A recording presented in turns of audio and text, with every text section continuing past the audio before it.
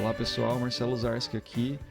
É com muito prazer que começamos essa pequena série de entrevistas e bate-papos que fizemos cobrindo a Campo Geek 2023. A gente conversou com artistas que estiveram presentes no evento. O papo foi no camarim, então muito provavelmente tem alguns vazamentos de som. Espero que vocês gostem e possam curtir um pouquinho do que essa galera tem para acrescentar de vivências, de cultura e enfim. Salve Campo Geek, aonde todos os mundos se encontram. É isso aí, um abraço!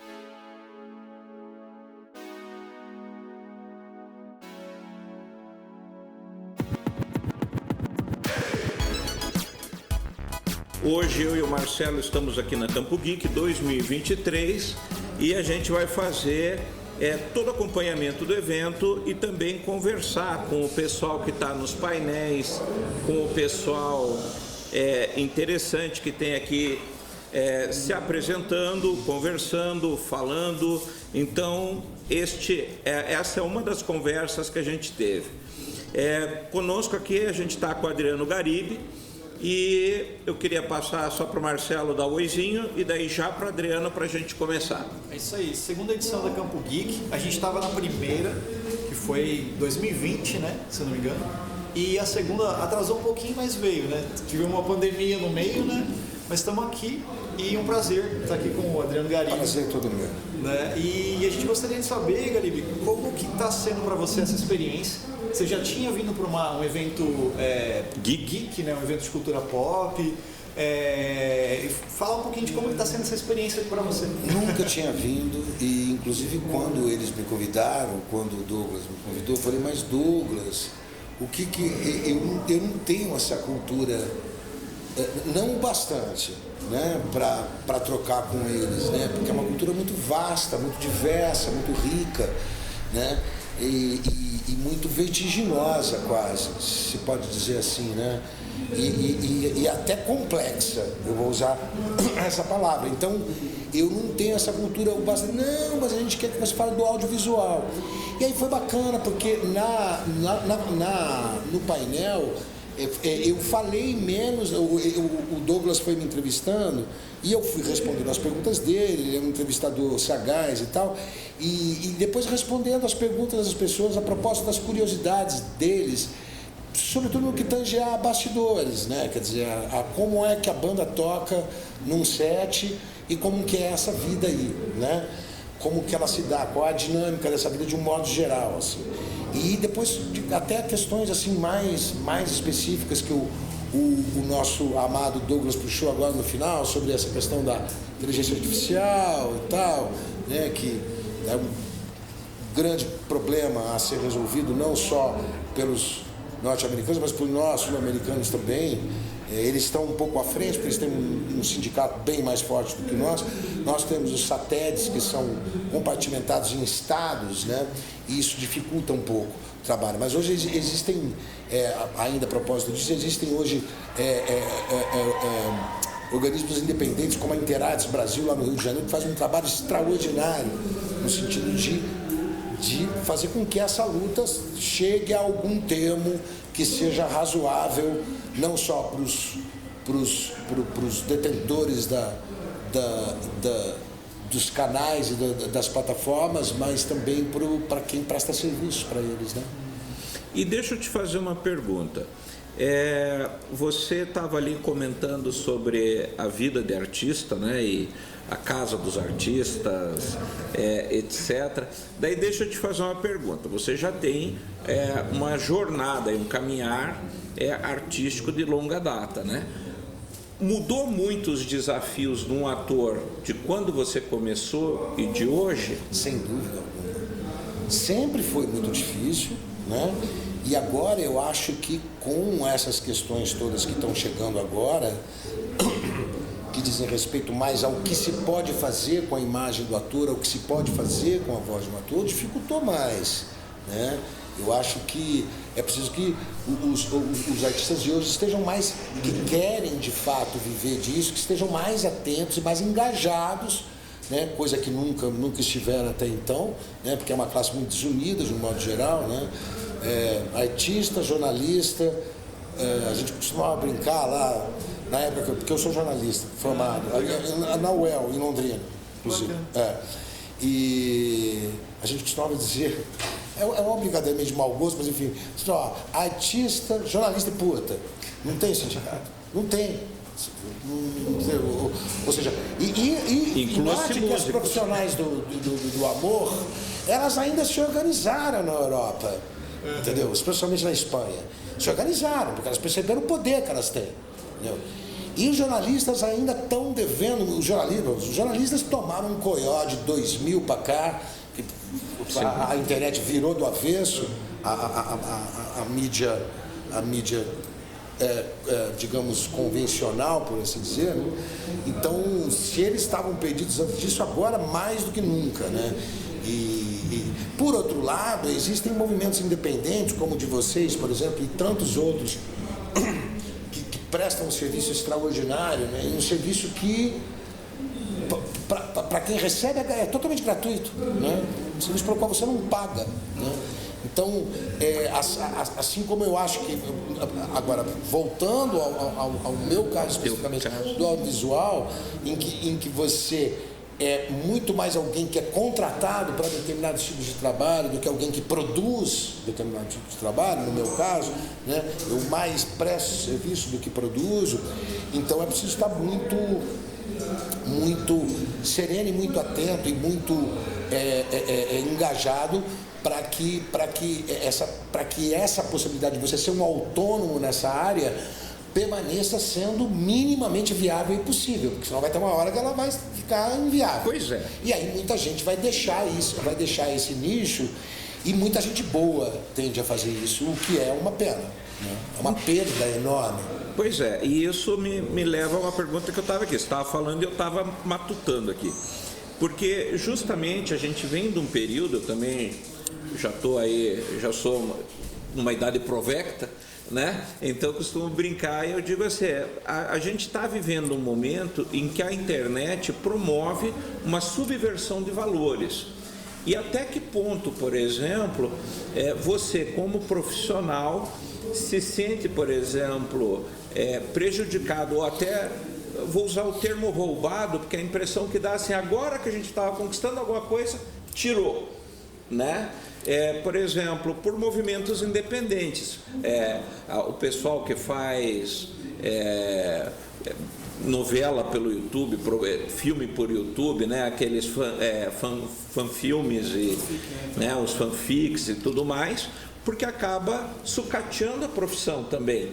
Porque aí se você tem gente que faz de graça e de repente o cara gosta de trabalhar, o podcast do Bico do Corvo é fabuloso. Por que eu vou contratar você como jornalista se eu posso ter eles de graça, só convidar para o evento, né?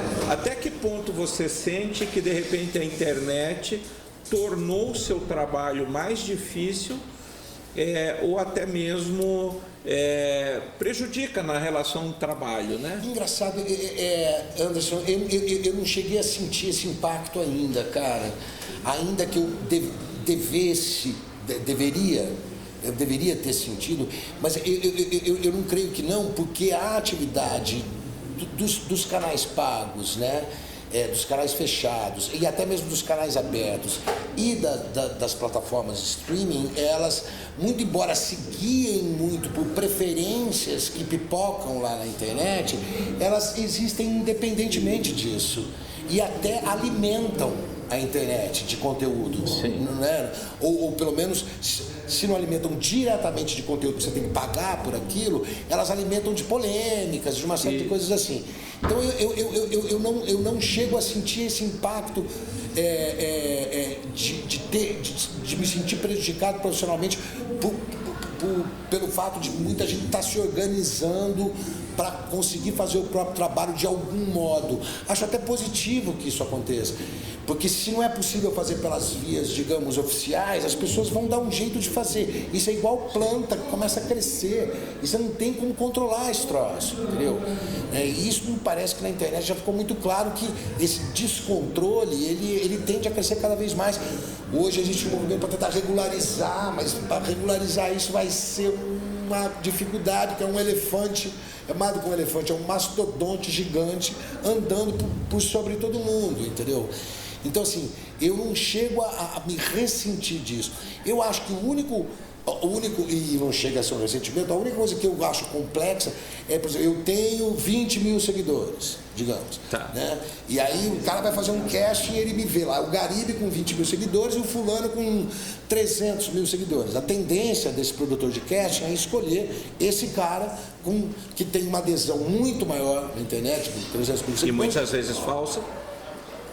Não sei, isso eu já não sei, mas eu prefiro dizer que esse cara que tem 300 mil seguidores, às vezes não tem o estofo de trabalho que eu tenho, a experiência que eu tenho, o conteúdo, que eu estava dizendo agora na palestra, não só conteúdo pessoal, mas conteúdo profissional também. Ele tem menos conteúdo e, no entanto, ele tem mais seguidores e isso é o que importa. Então, eles vão escolher esse cara e não a mim. Então, nesse sentido, a internet tem alguns atravessamentos, sim, na minha profissão de autônomo para audiovisual, que às vezes eu falo, Deus, eu fico sabendo, tá, eu perdi o papel porque o fulano tem mais seguidor, tá ok, vamos lá, segue em frente, toca o bonde, entendeu? Vamos nessa. Ou por causa de algumas agendas, né? Então hoje você tem algumas agendas, não, estão priorizando mais a participação dos afro-americanos, não estão priorizando mais a participação dos asiáticos ou do pessoal de ascendência indígena. Por quê? Porque essa agenda é uma agenda que está muito em foco, né? E aí você acaba, de algum modo, isso, direto ou indiretamente, acaba te afetando de algum modo. Mas eu fico feliz porque essa gente precisa de voz, essa gente precisa de representatividade. Então eu não posso reclamar, você está entendendo? Ainda que isso possa vir a prejudicar de algum modo o meu trabalho, eu não posso reclamar, entendeu? Então cuidar para que o seu trabalho seja cada vez mais, do ponto de vista profissional, cada vez mais, que você entregue a cada trabalho, que você seja capaz de entregar algo cada vez mais sólido como profissional, um trabalho que você é chamado, né, como colaborador, por assim dizer. E que você tem um trato com as pessoas que fazem parte desse trabalho também muito suave. Porque o que as pessoas... Fazer essa atividade já é muito difícil. Se neguinho é complicado, nego chama uma vez. Na segunda oportunidade não vai chamar porque fulano dá trabalho. Então não dar trabalho e entregar o melhor possível. Entendeu? E se você faz isso, a tendência é que...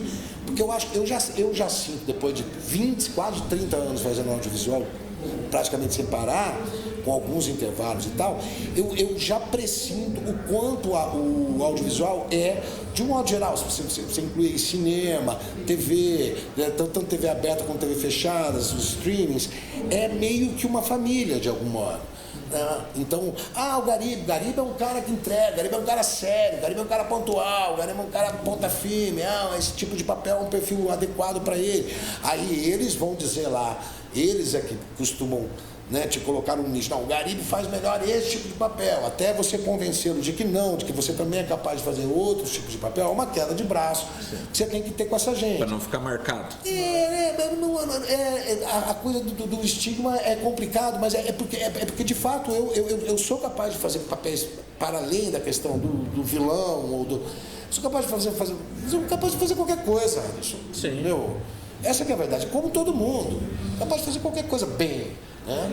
Mas talvez não tenha tido oportunidades porque o mercado não tenha aberto essas oportunidades ainda bastante para mim, ou eu não tenha encontrado um modo de abrir, quer seja como produtor ou como proponente, ou até mesmo como ator que está o tempo todo batalhando junto a produtores, junto a produtores de casting ou a agências. Né? Eu hoje em dia, por exemplo, estou sem agente. Eu não tenho agente para me representar, eu me represento. Você liga direto para mim, não tem intermediário, entendeu? Porque eu tive até então e eles me ajudaram tão parcialmente, e eu já sei ler tão bem um contrato e aprendi tanto com a minha advogada, que sempre me orientou, que hoje eu sou capaz de fechar um contrato sozinho e até de fazer objeções a certas cláusulas que me parecem inaceitáveis. Mas é uma cláusula padrão da Netflix, então não vai rolar. Não vai rolar. Mas se não rolar, então você não vai fazer o trabalho. Então tá bom, então eu não vou fazer o trabalho. E aí, pelo que a gente está conversando, eu percebo que você é uma pessoa que tem uma visão muito sólida do que você quer do trabalho. Uma água, eu tô seco. Muito obrigado, desculpa, querido. Desculpa te alugar, desculpa, fala. Percebo, tranquilo. Assim, eu percebo que você tem uma postura já muito firme de quem você é, do papel que você tem enquanto pessoa, enquanto profissional, né? E ao mesmo tempo eu vejo você engajado com uma causa, que acho que é a causa da profissão.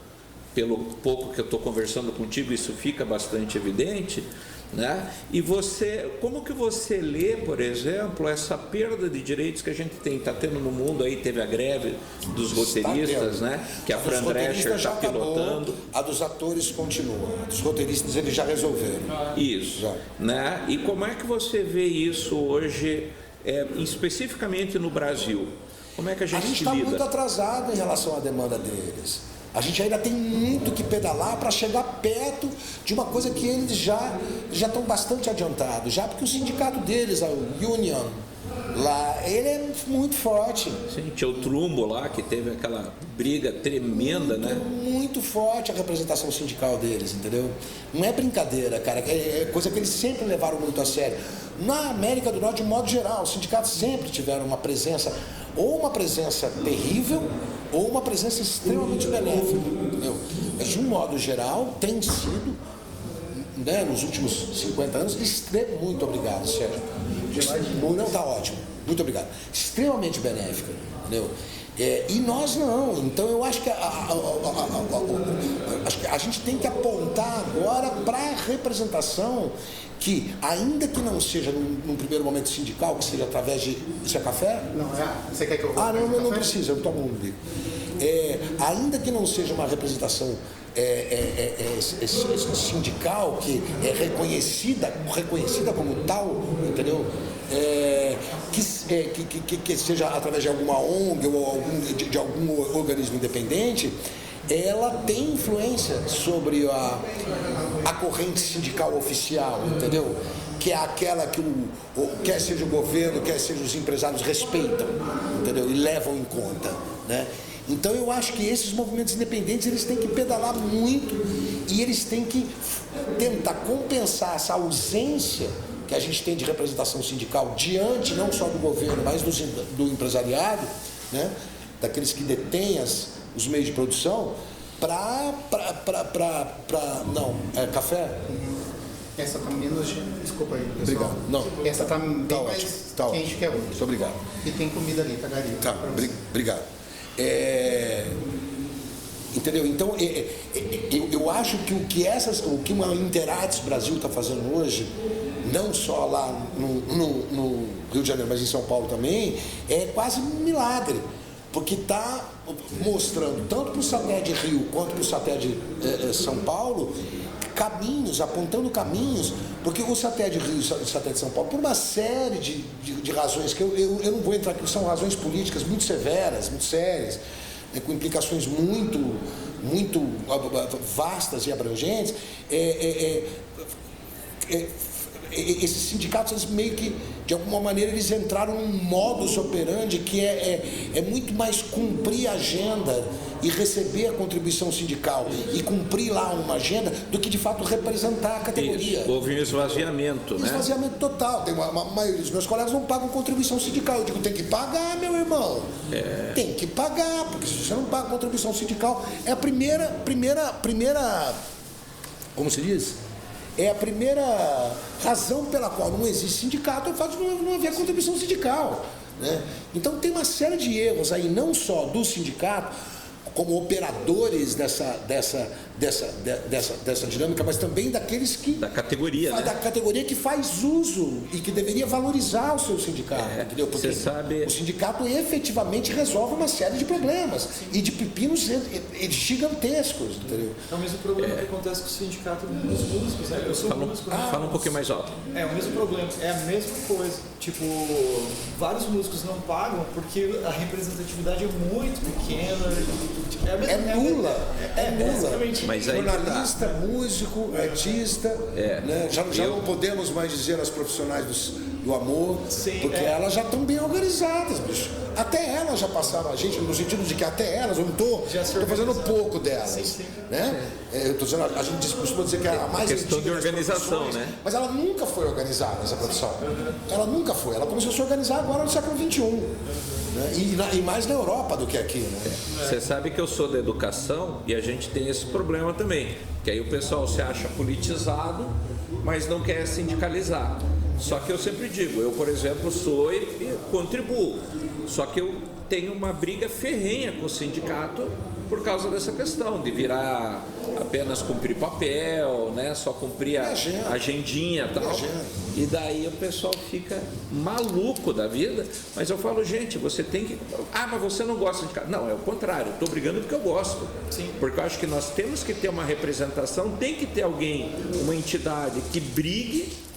Nós temos que suportar essa entidade, mas efetivamente a entidade tem que nos representar. Então, é uma conversa que tem que ter.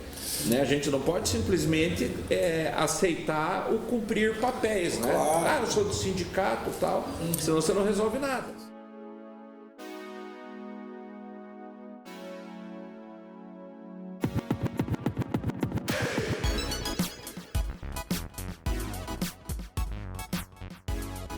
Perfeito.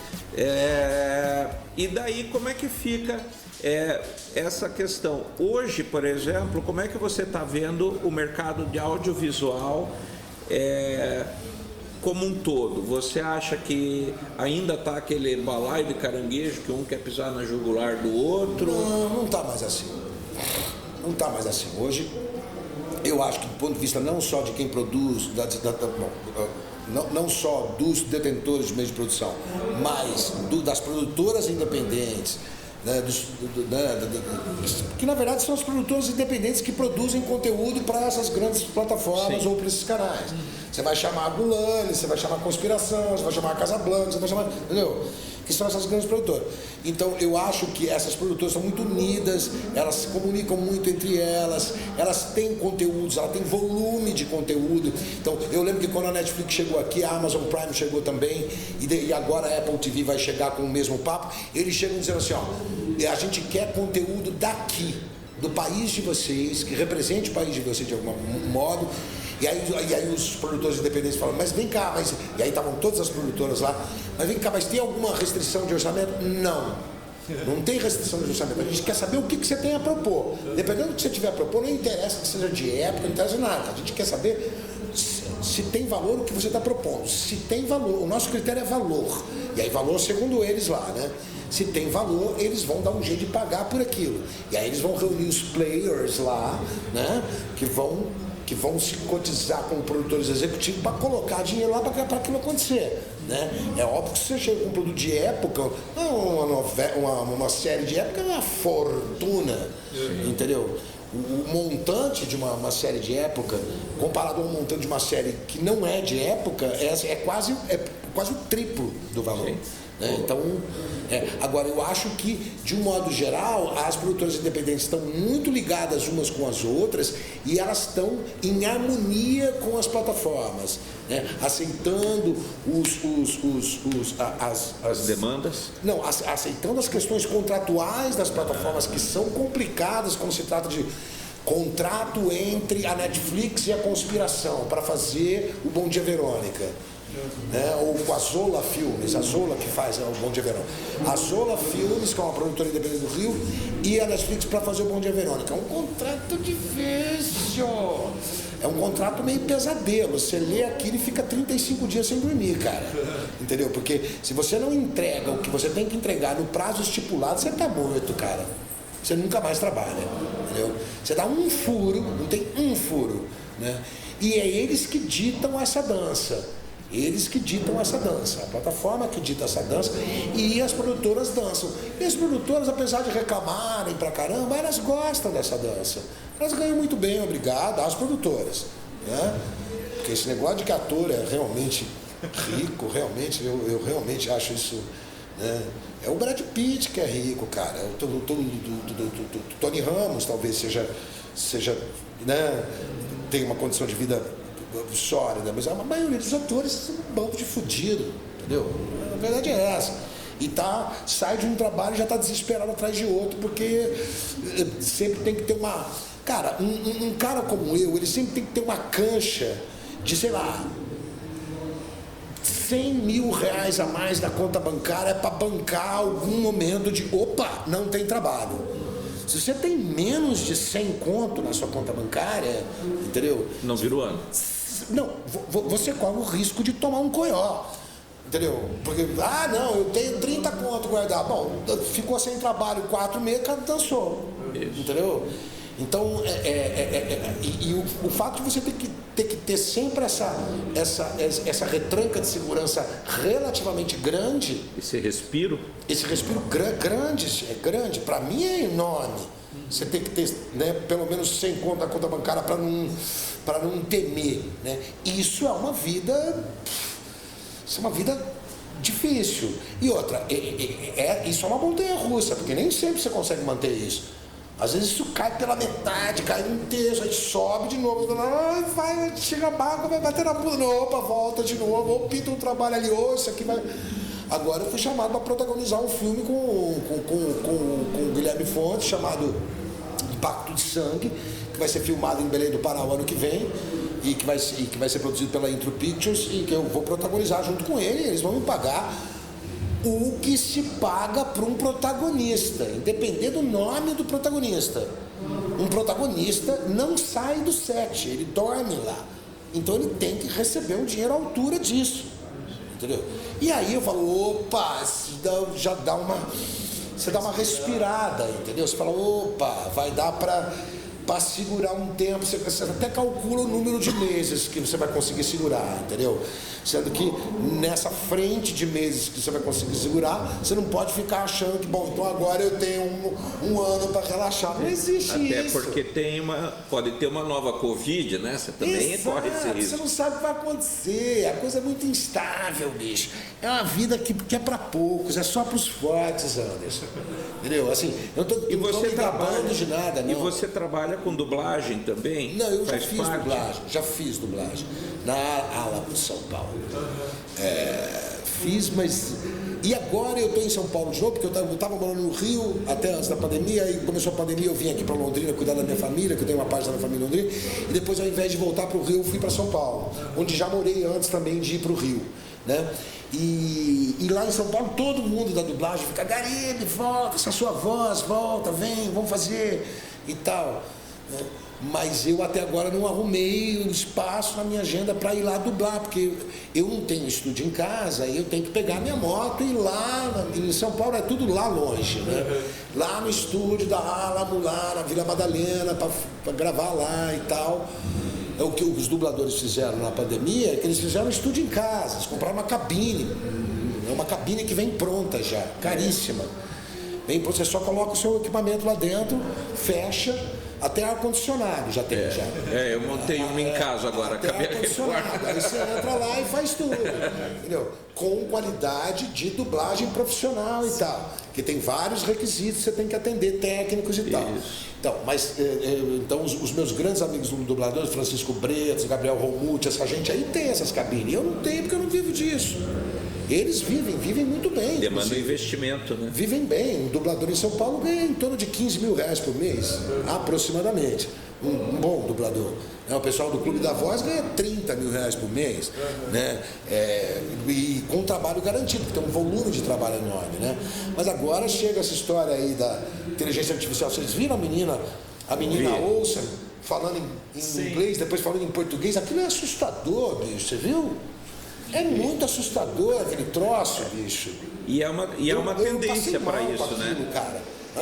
E é uma tendência para isso, né? É um passo que não volta. Não, isso aí é uma ameaça direta aos dubladores, direta. Sim. Eles vão prescindir dos profissionais de dublagem. Não vão precisar mais dessa gente. Tem música feita assim, cara. Você pegar o Kurt Cobain cantando uma música brasileira lá, tipo com IA, sabe? Não, ele já faz isso fácil. Então, se não tiver regulamentação, Que nem você estava falando no começo, cara. E aí, infelizmente, acaba voltando-se em política, né? É um pepino isso, porque você Imagina quando acaba... eles É a conseguirem arte... fazer um avatar fica difícil. do Sérgio Matura, eles fazem um avatar perfeito com inteligência artificial, em que ele faz a primeira temporada, para a segunda eles não chamam mais de Sérgio, eles usam o avatar do Sérgio. É assustador pensar nessa possibilidade, se bem que essa aí eu acho mais difícil. Né? Essa aí é mais difícil, né? Essa é mais difícil, mas, cara, se você pensar que hoje 10 anos equivalem a 100 anos, mais ou menos, então, quando você vai perguntar para o pessoal da IA, né, da inteligência artificial dos Estados Unidos, o que vai acontecer com a inteligência artificial daqui 10 anos, daqui 50 anos? Os caras falam, 50? Eu não sei nem daqui a 10, está me perguntando a 50, entendeu? Então, se você parar para pensar, daqui a 10 anos já pode estar acontecendo isso que a gente está julgando agora impossível de acontecer, entendeu? Não, é impossível fazer um avatar perfeito, impecável do Serginho. Não, eles usam ele na primeira temporada e depois na segunda e na terceira eles usam o avatar do cara. É impossível acontecer isso, vai demorar 50 anos. Quem é você para dizer quanto tempo vai demorar, cara? E a tecnologia anda, né? Ela não volta para trás, ela né? Ela voa na velocidade da luz. O Alan Moore, num programa que ele fez sobre, que são alucinações de Alan Moore, Mindscapes of Alan Moore, ele comenta, né, que a cultura, né, nós produzimos material, ela dobra a cada 6 meses e atualmente ela está dobrando o volume de produção cultural. Hoje ele dobra praticamente de mês a mês. O que a humanidade produziu, por exemplo, até chegar na época do Antigo Egito, né, nós produzimos isso por mês, em termos de conteúdo. Sim. Então imagine... Bom, saber que conteúdo é esse, né, Anderson? Não estamos falando de qualidade, saber né? que conteúdo é esse, né? Estamos falando em quantidades, né? Silvano, fala alguma coisa aí, cara. Não, cara, Mas é isso, é um drama. Que conteúdo é esse, né, Anderson? Mas assim, eu acho que, independentemente disso, a capacidade de geração de conteúdo é uma coisa assustadora. Assim. E fica cada vez mais difícil realmente você saber, você se situar aí no meio, porque isso é cada vez mais vertiginoso e cada vez mais coisa. É cada vez mais coisa. E aí no meio fica difícil você saber ter discernimento para valorizar o que parece valoroso e o que só parece, mas não é. Sim. Entendeu? Fica cada vez mais confuso isso. O Yuval Harari, né, ele escreveu o Sapiens. Meu mestre. Fabuloso Meu ele, mestre, né? Meu mestre. Ele, naquela 21 lições para o século XXI, ele comenta isso. Ele antecipa tudo. Né? Ele acha que a Quer gente... dizer, ele não antecipa, ele projeta. Ele fala, ó, nós estamos aqui e estamos indo para ali, ó. A tendência é essa. Pra ali, ó. Se liga na manobra. Se isso, liga na manobra, porque... E se você ler o Homo Deus, mais ainda. Sim. Né? Porque ele escreveu um livro sobre o passado, que é o Homo Sapiens, um livro sobre o futuro, que é o 21 lições, e o Homo Deus. Desculpa, um livro sobre o presente, que é o 21 lições, e um sobre o futuro, que é o Homo Deus. Isso. E o Homo Deus, ele fala coisas assim que é Black distópico, Mirror. né? É Black distópico, Mirror, total. Você fala, ai, puta merda. É o caminho, né? É o que a gente está vivenciando. Aliás, o Black Mirror é muito interessante, porque desse ponto de vista, o Black Mirror não é daqui a 50 anos, o Black Mirror é daqui a alguns aninhos, entendeu? É daqui a pouquinho. É daqui a 15 minutos o Black Mirror, entendeu? Já está acontecendo. É o Black Mirror, né? Já Falando isso aqui pode acontecer amanhã, assim, sabe? É um negócio bem caminho. É uma coisa que já está acontecendo e aí que ele dá uma... Que o Charles Brooker adora esse cara. Ele dá uma... Vamos dar uma esticada nessa corda, olha o que isso vira. Entendeu? Microimplante. Porque não vai ser mais fora de você, porque tua vida já está aí já. Sim. Aí vai chegar um ponto que ela vai estar aí de uma tal maneira que isso não vai poder estar fora de você, vai ter que estar dentro. Exatamente. Aí põe na nuca, direto, pá. Aí você filma tudo com o olho, aí você fica vendo se a sua namorada beijou o cara várias vezes ali. E fica ali vendo até se arrancar a porra do... E que é diferente, implante. por exemplo, de uma teoria da conspiração, porque se você pega, por exemplo, que nem as questões que o Yuval Harari levanta, São possibilidades. Ele não está dando certezas, claro ele que não está não. cantando. Ele mas mesmo são disse possibilidades, né? Ele diz assim, ó, não precisa ir longe, né? Se você esticar um pouquinho, você vai começar a ter isso, Claro. né? Que é o próprio arquivo X, né? Que E começa quando essa ele vai pira, né? longe, quando ele vai longe, ele fala, ó, fui longe demais, tá? Não, Fui aquele longe demais. Talvez não seja tão rápido assim. Né? aquela Quando ele começa a preocupação- substituir todas as profissões por inteligência artificial, advogado, médico, né? Tudo, motorista, então nem se fala, porque os carros vão estar tudo interligado, numa rede só, entendeu? Não há de motorista, tudo interligado. Aí você quer atualizar esses carros com novas regras de trânsito, aperta um botão, você fala Enter, atualizou. Sim. Acidente não tem como, porque está um ligado com o outro, não tem Isso. como ter acidente. Aí como é que você ganha disso? Com um poder de conectividade, um poder de atualização desse. Não tem como ganhar E disso. o benefício para o grande público, né? Se você for ver, né? Sim. E a extrapolação é meio parte do negócio dele, né? É igual ciência, né? Você faz algo até o máximo que você conseguir. Como se fossem testes. Mas é que se você Claro, for ver, experimento mental, né? Experimento cerebral. tem um trabalho, eu sempre cito nas nossas conversas, que é a Sociedade Informática do Schaeffer, que ele escreveu em 85, e é um livro fininho assim. E ele, Murray Schaeffer. Murray Schaeffer. Murray Schaeffer. É um canadense. Sociedade Informática. É um canadense. Isso, e ele é fabuloso, porque nesse livro ele comenta, em 85, ele faz esse comentário de que a sociedade ela vai depender, vai ter que atrasar o ensino. E aí o que você vê hoje, por exemplo, as universidades, o cara sai do curso superior, emenda na pós, emenda no mestrado, emenda no doutorado, por quê? Porque não tem emprego para todo mundo, então você tem que tirar o cara do mercado de trabalho para ele entrar com 30, 35 anos, né? E aí ele fala, e como não vai ter emprego, eu tenho que ocupar esse pessoal. Que forma que eu vou ocupar esse pessoal? Aí ele coloca o crescimento do entretenimento. Sim. Né? Que aí você vê hoje os streams, isso ele cantou em 85. Né? Então a gente precisa também e a gente estar não atento pode a isso. reclamar porque a gente está na indústria de entretenimento, que está num crescimento franco em todas as frentes. Vertiginoso. Na frente deles que estão aqui com a gente, na minha frente, que é sensivelmente diversa, mas que é a mesma, é entretenimento. Eu estava dizendo lá em cima que eu gosto de fazer os produtos que contam a história do país, mas isso não deixa de ser entretenimento. Sim. Se isso não for entretenimento, eu não vou querer ver. Se eu não quiser ver, não vai adiantar nada. Entendeu? Enfim, o entretenimento está crescendo exponencialmente. Como você citou aí, a questão da geração de conteúdos, que cresce de uma enormidade. Eu acho que a rede de entretenimento cresce com um poder, né, e um investimento de dinheiro aí, efetivamente, para que isso cresça muito, muito grande.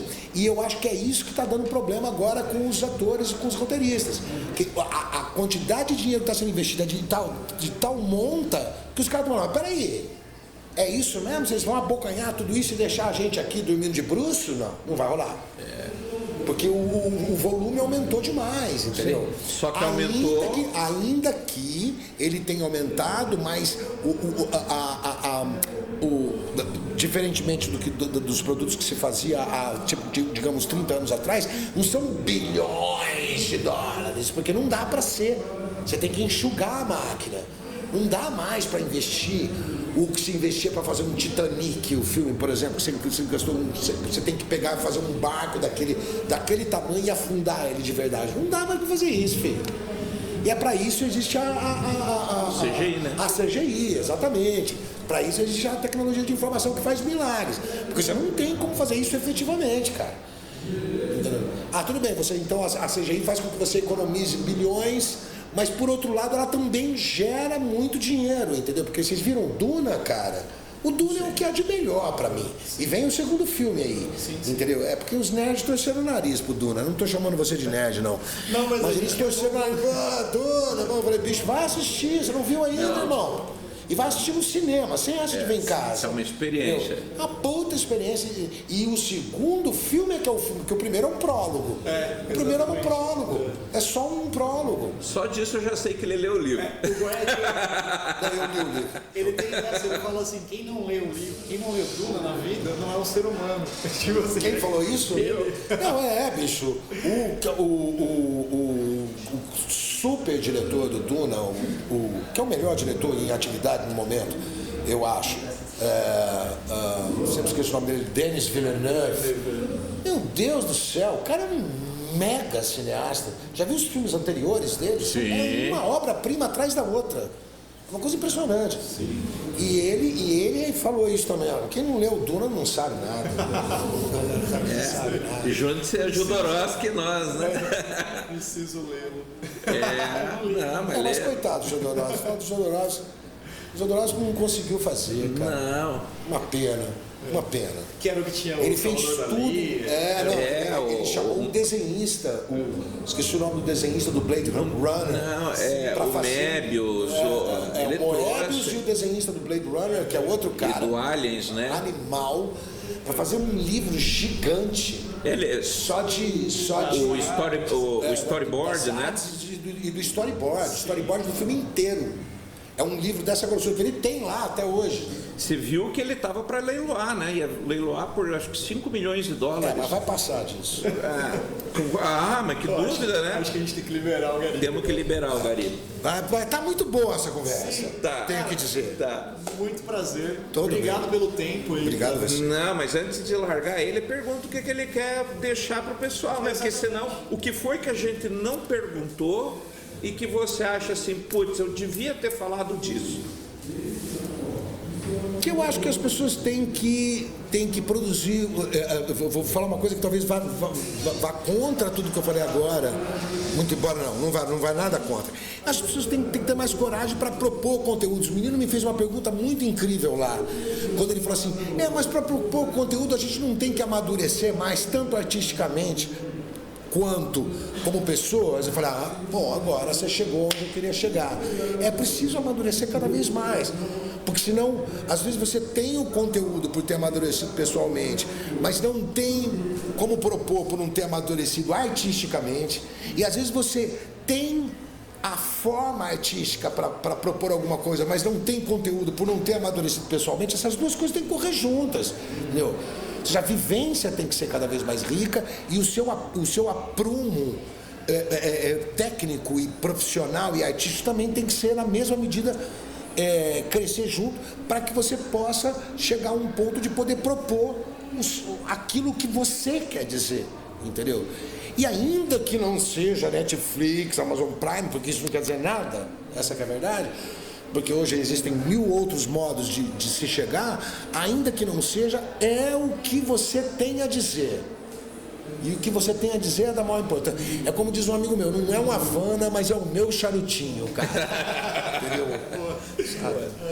Gente, eu só tenho a agradecer, Marcelo. Também. Vocês são maravilhosos. Obrigado pela presença, porra. Obrigado pelo espaço. E, volte sempre. Voltarei, se os meninos chamar, né? Com certeza. Os meninos. Eu já falei pro Douglas, a próxima vez chama a gente mais importante. Pra te encontrar, acha no Instagram lá, como é que tá? Acha Adriano Garibe. @ Adriano Garibe. Beleza, então a gente coloca na edição. Muito obrigado, cara. Obrigado você. Obrigado.